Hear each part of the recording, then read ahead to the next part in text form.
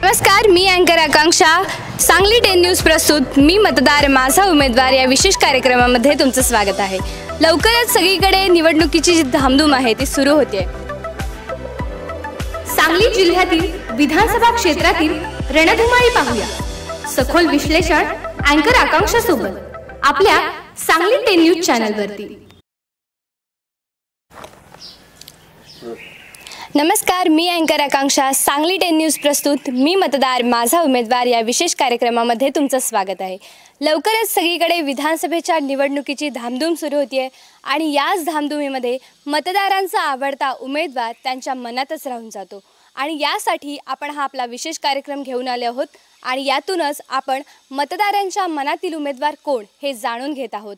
आता आपण वाळवा इस्लामपूर मतदारसंघातील वेगवेगळ्या गावी जाऊन तेथील मतदार ग्रामस्थांशी संवाद साधत आहोत. आता आपण वाळवा इस्लामपूर मतदारसंघातील पारणेवाडी शिगाव या गावी आलेलो आहोत आणि येथील मतदार ग्रामस्थांशी आपण संवाद साधणार आहोत आणि त्यांच्या भावना जाणून घेणार आहोत आपल्या या विशेष कार्यक्रमातून. मी मतदार माझा उमेदवार, चला पाहूया. नमस्कार. नमस्कार. तुमचं नाव? संदीप नांगरे. सध्या सगळीकडे जे बिगुल आहेत निवडणुकीचे ते वाजलेले आहेत आणि यानंतर तुम्ही तुमच्या पारणेवाडी शिगाव गावाकडे कशा पद्धतीने बघताय, कशा पद्धतीने निवडणुकीची तयारी सुरू आहे तुमच्या गावात? निवडणुकीची तयारी चांगली चालू आहे. वाळवा इस्लामपूर मतदारसंघाकडे तुम्ही कशा दृष्टिकोनातून बघताय? एक चांगल्या दृष्टिकोनातून आम्ही बघतोय, कारण आमचे उमेदवार चांगले आहेत. जयंत पाटील साहेब, आम्ही त्यांचं काम करतोय. ते आजपर्यंत 5-7 वेळा आमदार राहिलेले आहेत. सध्यासुद्धा तेच आमदार म्हणून निवडून येतील अशी आम्हाला खात्री आहे. सध्या महाराष्ट्रात जे राजकारण सुरू आहे त्याबद्दल तुमचं काय मत आहे? राजकारण एकदम घाणेरड्या प्रकारचं राजकारण चालू केलेलं आहे. फोडाफोडीचं राजकारण. आजपर्यंतच्या इतिहासामध्ये अशा प्रकारचं राजकारण कधी झालं नाही, कुठल्याही राज्यात झालं नाही, पण महाराष्ट्रात त्या पद्धतीचं घडलेलं आहे. धन्यवाद. नमस्कार आजोबा.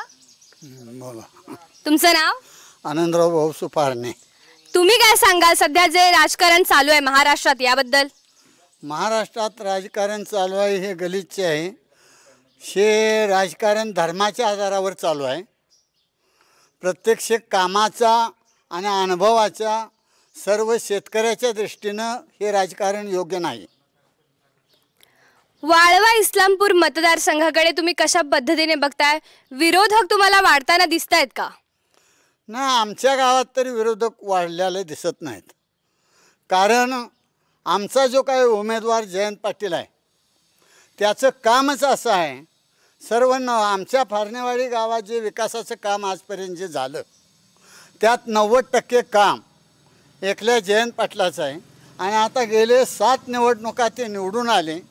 ते इथं भरघोस मतानं निवडून आले आणि तालुक्यात सुद्धा एकमुखी 80,000च्या पुढनं त्यांनी मतदान घेतलेलं आहे.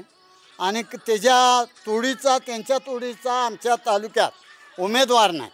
काय सांगाल गावामध्ये विकासाचं काम कशा पद्धतीने चालू आहे आणि यंदा तुमच्या गावात तुतारी वाजेल का? वाजणार की. आमच्या गावात सर्व रस्तं किंवा आमच्या गावात हे छोटंसं गाव सुद्धा असताना इथं जवळजवळ 65 लाख रुपये खर्चून मंजूर करून त्यांनी इथं पाणी पुरवठा आणली. त्या पाणी पुरवठ्याला स्वतः आमचं लहान गाव असल्यामुळं जो काय 5% निधी जे गावानं भरायचा असतो तो सुद्धा गावाकडे नव्हता. तरीसुद्धा त्यांनी कारखान्याचे एन्ड्रोमेट ट्रस्टमधून गावाच्या वतीनं भरून गावाचं काम केलं. देवळांच्या कामात त्यांनी सहकार्य केलं. त्याचप्रमाणे रस्त्यांच्या बाबतीत सहकार्य केलं. शाळा असून दे, कुठली एक पाण्याची सोय असून दे, सर्व दृष्टीनं जयंत पाटलाचं काम 1 नंबरचं आहे. प्रत्येकजण आपापल्या नजरेतनं आपल्या दृष्टीनं बघत असतोय. माझं असं मत आहे की मी लहानपणापासून बघतोय की आमच्या पारणेवाडी हा गाव अगदी छोटा आहे आणि त्या छोट्या गावासाठी मिळणारा निधी हा जयंत पाटील साहेबांच्या माध्यमातून चांगल्या पद्धतीने दिला गेलेला आहे. आता इतर मोठी गाव आहे तिथं मोठा निधी मिळणार. आमचं गाव छोटं आहे त्या पद्धतीनं आम्हाला निधी मिळणार. तरीही त्यातल्या त्यात तिने जास्तीत जास्त देण्याचा आम्हाला प्रयत्न केला. आता आपण जर बघायला गेलं तर मागल्या 5 वर्षापूर्वी आपल्याला पाणी जल स्वराज्यामधून 65 लाख मंजूर झाले. आपली गावची लोकसंख्या त्यात बसत नाही, तरी पण आमच्यासाठी साहेबांनी ती तरतूद करून ती केलेलं आहे. दुसरी गोष्ट आपण जर म्हणायचं गेलं तर आपल्या गावात आता 2 गल्ल्यांना कॉन्क्रीट करून दिलेलं आहे. आपल्याला एक मंदिरासाठी पुढला सभागृह बांधून दिलं आहे. थोडंसं नाल्याचं काम चालू आहे, कामंही चालूच आहेत, कामं कुठेही तटलेलं नाहीत. आता आमची मिसेस ह्यावर्षी ग्रामपंचायत सदस्य म्हणून आता निवडून आले आहेत आणि आमच्या गावचे सरपंच, लोकनियुक्त सरपंच मनोहर फारणे पाटील यांनीसुद्धा चांगल्या पद्धतीनं, उत्तम पद्धतीनं निधी आणण्याचं काम चांगलं केलं आहे. फक्त कसं असतं आहे, प्रत्येकाची बघण्याचा दृष्टिकोन वेगळा असतो. त्यामुळे आमचं मत असं ठाम आहे की जयंत पाटील साहेबांना पर्याय नाही आणि इथून पुढेही आणि इथून मागेही जयंत पाटील साहेबांना आम्हाला भरपूर सहकार्य केलं आहे आणि इथून पुढेही करत राहतील. बोला आजोबा, काय म्हणताय? माझं मत असं आहे, आजपर्यंत आता माझं वय जवळजवळ आता 79 संपूर्ण मला 80 लागणार. ह्या वयात मी लहानपणापासून बघतो, ह्या आमच्या वाळवे तालुक्यात विठ्ठलराव फाळक्यापासून नागनाथ अण्णापर्यंत अनेक आमदार होऊन गेले. एकाही आमदारांचं किंवा आत्तापर्यंत जिल्हा परिषदला ह्या गावातून मतदान घेऊन विरोधक जे निवडून गेले, हे आता कालच्या वेळेला सोडला तर एकही काम विरोधकांनी केलेलं दाखवावं, जिल्हा परिषदेच्या माध्यमातून असून दिलं, पण कुठंही काम नाही. आणि आमदारनं बी कुठल्या आमदारानं काय काम केलं हे दाखवलं पाहिजे. आम्ही ते शब्द त्यांचं मान्य करेन, परंतु काहीच केलं नाही आजपर्यंत कुणी. आजपर्यंत राजाराम बापूसारखा माणूस इथं निर्माण झाला आणि त्यानं पुढची सगळा शोध जाणून वारणा नदीवरचा जो काय पाणी परवाना मंजूर करून ठेवला, म्हणून आता सगळ्यांनी पाणी नेता येतं. म्हणून आज ह्या गावात जे इमारती झाल्या, ह्या त्या राजाराम बापूसारख्या माणसानं इथं शाळा आधी बांधली आणि पुन्हा मंजूर करून घेतली. ह्या गावाला गाव बारीक आहे, इथं पाण्याची सोय नाही, म्हणून त्यावेळेला तिने आधी आड काढला आणि पुन्हा मंजूर केला. ह्या गावाला शिगावला जायला रस्ता नव्हती, रस्ता जी होती ती जुनी, त्याच्यावर पावसाळ्यात पाणी यायचं. त्यावेळेला बापूला सांगितल्यामुळं बापूनं नवीन रस्ता निर्माण केली आणि फारणेवाडी शिगावला वाहतूक किंवा आता जो रस्ता आहे त्या काळात बापूनं मंजूर केला. ह्या गावात राहायची सोय नव्हती, त्यावेळेला बापूनं ह्या आसपासचं एरिया हे करून घेतला, गावठाणमध्ये प्रांताखंड अक्वरेक्षण करून इथं गावाला प्लॉट पाडून गावाला ते मंजूर करून दिलं. ह्या घराचं जे ह्या माणसावरनी ह्या गावावर जे उपकार आहेत, अनंत उपकार आहेत. एखाद्या आज मी विरोधकाला कुणाला नावं ठेवत नाही, परंतु आज ज्यांचं नाव घेतलं त्याला मला सुद्धा अभिमान वाटला असता, परंतु आमच्या गावातील 1-2 लोक तिथं मयत झाली. त्या मैताला आम्ही हात जोडून, अरे बाबांनो तुम्ही आमच्या गावाला येता, आमच्या गावाचं कार्यक्षेत्र आहे, एक त्यातनं 1000-2000 तरी कमी करा. एक आम्हाला प्रेतसुद्धा सगळे पैसे भरल्याशिवाय दिलं नाही. आणि जयंत पाटलासारखा माणूस आज आमच्या गावात जे काय आता काही नोकर आहे ते घरं अगदी व्यवस्थित चालल्यात, असं कुणी काय काम केलं हे आम्हाला दाखवून द्यावं. कुणाला परमनंट केलं, कुठल्या ह्याच्यात कुणी संस्था काढल्या आणि त्या संस्थेचा ह्या तालुक्याला काय विकास झाला हे आम्हाला दाखवून द्यावं. आम्ही त्यांचं सुद्धा आभार मानेन. धन्यवाद आजोबा. काय सांगाल, तुमचं नाव काय? नमस्कार. माझं नाव सुधीर पाटील.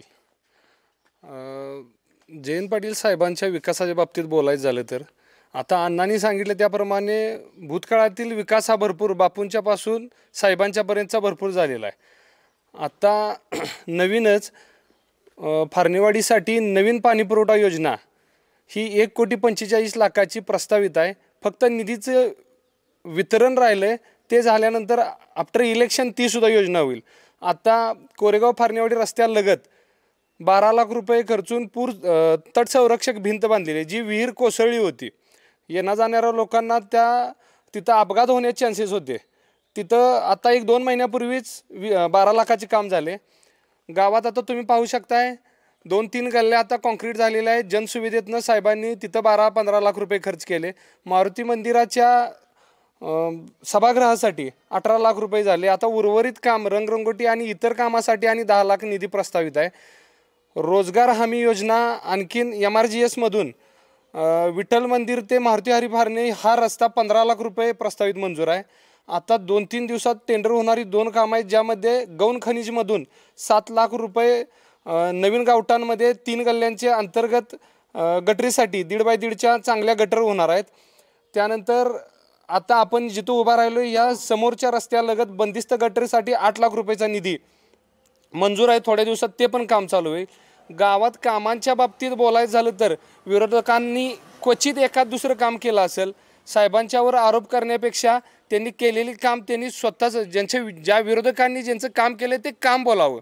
आम्ही कामाचं बोलतोय, आम्ही विरोधकांच्या इतर गोष्टीचं बोलू शकत नाही. आता आपण इथं बघितलं तर मंदिराच्या पाठीमागच मातोश्री बाळासाहेब ठाकरे योजनेतून ग्रामपंचायतची 20 लाख रुपये किमतीची इमारत आता बांधकाम चालूच आहे. म्हणजे अशा अनेक कामं आहेत जी प्रस्तावित आहे मंजूर होणारी आहेत. त्यामुळे साहेबांचं काम हे 100% दिसण्याजोगं आहे आणि ते दिसतंय. आम्हाला बाकी काय सांगायची गरज नाही ना. आता सध्या गरज आहे ती रोजगाराची. तुमच्या इथे कारखाने आहेत, तर त्या पद्धतीने तुमच्या आमदारांकडून रोजगाराची संधी जी आहे ती युवकांना मिळते का? मागेल त्याला रोजगार इथं साहेबांची पद्धत आहे. म्हणजे फक्त मागणी करायची, थोडे दिवस गेले की त्याची ऑर्डर पण निघते. अशी काही घरं आहेत आता तालुक्यात बघायला गेलं तर त्यांचा इतिहास बघितला आणि जो माणूस कारखान्यात सर्व्हिसला लागला आहे तेव्हा आज 30,000 रुपये पगार घेतोय, त्यामुळे त्याचं घर चालते. हे झालं तुम्ही रोजगाराबद्दल विचारलं म्हणून. अशा शैक्षणिक संस्था आहे, कारखाना आहे, बाकी बँका वगैरे ह्यामध्ये इथला युवक असू दे, ज्याला रोजगाराची गरज आहे तो तिथं गेला आहे. आणि दुसरं म्हणजे साहेबांनी विकास केला का? साहेबांनी विकास पूर्ण साहेबांचं लक्ष आहे महाराष्ट्रभर आहे. आणि साहेबांच्या विकासातून ही जो काय आपल्याला भौतिक सुविधा ह्या 90% जास्त ह्या साहेबांनी केलेल्या आहेत. आणि आता बघायचं गेलं तर गटरचाच प्रश्न, गटरच्या गावाची भौगोलिक स्थिती लक्षात घेणं महत्त्वाचं आहे. गावाचा उतार कुठं आहे, गावाचा ओढा कुठं आहे आणि पाण्याचा प्रवाह, पाण्याला विरोध कोण करू शकत नाही. पाणी आपलं जातंय ते पूर्वेला जायला पाहिजे, पण पूर्वेला चढ असल्यामुळं ते पश्चिमेला जाते. पश्चिमेला ओढा वगळची सोय नसल्यामुळं ते पाणी गेलेलं नाही. पण तिथं सुद्धा पंप बसवून ते पाणी उचलण्यासाठी निधी 9 लाख रुपये प्रस्तावित आहे. ते उचलायचं काम फक्त राहिले. म्हणजे भौगोलिक स्थितीचा विचार करता इथला विकास थोडा गटरचं म्हटला तर कुणाच्या दारात कसं पाणी आहे काय आहे ते सगळ्यांना माहीत आहे. फक्त ते उताराअभावी तिकडे जात नाही. आणि दुसरं म्हणजे युवक नेते प्रतीकदादा पाटील असतील, साहेबांचा दौरा पूर्ण महाराष्ट्रभर आहे. येणाऱ्या काळात आम्हीच म्हणजे पूर्ण महाराष्ट्र साहेबांच्याकडं येणारं, महाराष्ट्रात सर्वोच्च पद मुख्यमंत्री म्हणून आम्ही आमच्या साहेबांना बघतोय. तसं काम हे साहेबांचं आहे. जे पद मिळेल त्या पदाला न्याय देण्याचं काम हे आजपर्यंत साहेबांनी केलेलं आहे. आणि विरोधक मानायचे नसतात, पण जो काय निधी आहे काम बोललं पाहिजे, काम दाखवलं पाहिजे. त्या कामावर विश्वास ठेवत्या जनता. फक्त प्रत्येक कोण काय घटक असतील इतर, त्यांनी आपण केलेल्या कामाचा आढावा देणं गरजेचं आहे. आणि प्रतीकदादांच्या माध्यमातून आम्हा युवकांच्या काय अडचणी असतील त्यासुद्धा मार्गी लागण्याचं एक सत्यता आणि सातत्य या 2 नीतिमूल्यांचा वापर करून संबंध वाळवा तालुका आणि सांगली जिल्ह्यामध्ये कमी कालावधीमध्ये प्रतीकदादांनी आपलं नाव कमावलेलं आहे. कामाचा नेता, एक बाबा आपला पिताजी मुख्यमंत्रीपदावर आहेत याचा कसलाही घमंड न बाळगता सर्वसामान्यामध्ये बसता आमच्या गावामध्ये त्यांचे दौरे असतात. काय कुणाच्या हालाचा सगळ्या विचारपूस केली जाते. आणि एखादा जिवाळ्याचा प्रश्न कुणाचा हॉस्पिटलचा असू दे, काय कुठलंही काम असू दे, पर्सनल प्रश्नसुद्धा मार्गी लावण्यासाठी साहेब आणि दादा तितक्याच ताकदीनं प्रयत्न करतात. धन्यवाद दादा. नमस्कार. बोला. तुमचं नाव? आनंदा कृष्ण खोत. अवकाळी पाऊस जो आहे तो आपल्याला होताना दिसतोय, तर याच्यामध्ये पिकांचं नुकसान आहे ते मोठ्या प्रमाणात होतं. तर शेतकऱ्यांना त्या पिकाची भरपाई मिळते का तुमच्या गावामध्ये? आता भरपाई आता 2 वर्षात कोणालाच मिळालेली नाही. बर. काय थोडी गेल्या वर्षी मिळाली, आता चालू वर्षी पीक पाणी ज्यांना आता मंजूर करायला आता उतारे काढ चालू आहेत ते आता मिळतील. शेतकऱ्यांना ज्या योजना सरकारने जाहीर केल्या होत्या, पीक विमा असेल, वीज बिल माफी असेल, तर त्या सरकारकडून पोहोचवल्या जातात का लाभार्थ्यांपर्यंत? तर अजून तरी काय वीज बिल आता दिल्यात तरतूद, पण अजून काय मिळालेलं नाही. नाही मिळाले. पिकाचा बी काही मिळालेलं नाही आणि विजेचं बी काही मिळालेलं नाही. जर जनतेतून मुख्यमंत्री निवडायची संधी मिळाली तर तुम्ही कोणाला मत द्याल आणि कोणाला संधी द्याल विकासासाठी? आमचे मुख्यमंत्री म्हणून लाडके आमचे वाळवा तालुक्याचे भाग्यविधाते नामदार आपले प्रदेश राष्ट्रवादी शरदचंद्र पवारजी साहेबांच्या पक्षाचे प्रदेशाध्यक्ष माननीय जयंतरावजी पाटील यांना मी पहिली पसंती देईन. याचं कारण महत्त्वाचं एक आहे की आपला नेता हा सुशिक्षित असणं गरजेचं आहे. सुशिक्षित हा मी शब्द मुद्दाम वापरला आहे, कारण आत्ताचे जे नेते आहेत ते तुम्ही जर बारकाईनं अभ्यास केला तर बरेचसे नेते हे अशिक्षित आहेत, त्यांचं शिक्षण नाही, त्यांना पुढं काय करायला पाहिजे, दिशा कशी द्यायला पाहिजे ह्याचं नॉलेज बऱ्याच नेत्यांना नसते. मग ती काय करतात, तर बाबा ती पुढला दुसरा कोणतरी काहीतरी सांगतोय, मग त्याच्या पुढं ती सगळी प्रोसेस चालू असते. तर प्रत्येक मंत्री हा माझ्या मते सुशिक्षित असणं गरजेचं आहे आणि सुशिक्षित व्यक्तीच आपल्याला पुढं नेऊ शकत्या. म्हणून माझं मत आहे की मुख्यमंत्री म्हणून आमचे लाडके नामदार जयंतरावजी पाटील साहेब यांनाच मी पहिली पसंती देईन. तुम्ही काय सांगाल दादा? ज्या पदावर दावा करायचा तर तो उगाच करायचा नाही. जे कोणतीही कपॅसिटी असेल, पक्षश्रेष्ठींचं नेतृत्व असेल, त्या नेतृत्वाला पुरोगामी विचार अंगीकृत करून धर्मात जातीत भांडणं न लावता की बाबा रास्त काय आहे, आज पोटाला जात लागत नाही मग जातीला पोट का लावता, हा प्रश्न महाराष्ट्रात ज्वलंत आहे.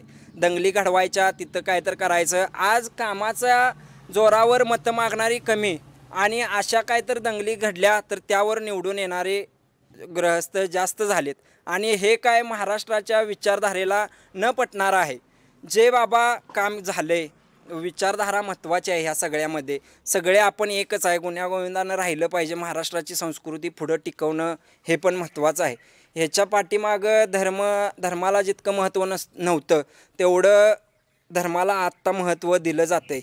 हे नेत्यांकडून होतं आहे, ते थांबलं पाहिजे. हे गचाळ राजकारण थांबवून बाबा ह्याला बाजू देऊन एक विचारधारेचा नेता निवड. मुख्यमंत्री कोणाला बनवाल? मुख्यमंत्री जयंतरावजी पाटील साहेबांनाच.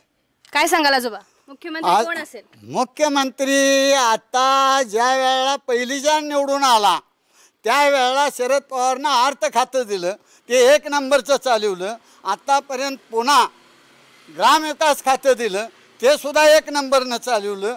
पुन्हा गृहमंत्रीपद दिलं, ते सुद्धा 1 मुखानं चालवलं. आणि तालुक्याचा विचार केला तर प्रत्येक गाव त्यांच्या पाठीमागं आहे. आमच्या गावाचा विचार जर केला तर आमच्या गावात 8 सदस्य आहेत. 8 सदस्य हे सगळे एकमुखी निवडून आलेले आहेत. एवढं गाव त्यांच्या मागं आहे आणि असा मुख्यमंत्री आमचा व्हावा अशी आमची इच्छा आहे. आणि जयंत पाटीलच हे भावी मुख्यमंत्री आहेत हे शरद पवारांच्या सुद्धा मनात आहे. कोण असतील, कोण असले पाहिजेत? हे जे इस्लामपूरचे आपले आमदार जयंतरावजी पाटील साहेब हे मुख्यमंत्री म्हणजे ठरलेली गोष्ट आहे. आणि आता सध्या म्हणजे कसं आहे, तुतारी हे वाजणारच, महाराष्ट्रभर वाजणार, त्यात काय शंकाच नाही. हे असं आहे. काय सांगाल? मुख्यमंत्री जयंत पाटील म्हणून मान्य. आता मुख्यमंत्री म्हणून कोण हवेत? काय मुख्यमंत्री म्हणून जयंत पाटील साहेबच हवेत. तुतारी वाजेल का? तुतारी वाजणार आणि तुतारीचा स्ट्राईक रेट पण चांगला असणार. जसा लोकसभेला चाललाय तसा स्ट्राईक रेट आमचा विधानसभेला पण वाजणार. धन्यवाद. आता आपण आलो आहोत वाळवा इस्लामपूर मतदारसंघातील वादनेवाडी शिगाव या गावी आणि येथील ग्रामस्थांशी आपण चर्चा केलेली आहे, त्यांच्या भावना जाणून घेतलेल्या आहेत आपल्या या विशेष कार्यक्रमातून. आता आपण जाणार आहोत पुढच्या गावी. तोपर्यंत असंच बघत राहा सांगली 10 न्यूज आणि आपल्या चॅनलला सबस्क्राईब करायला विसरू नका. धन्यवाद.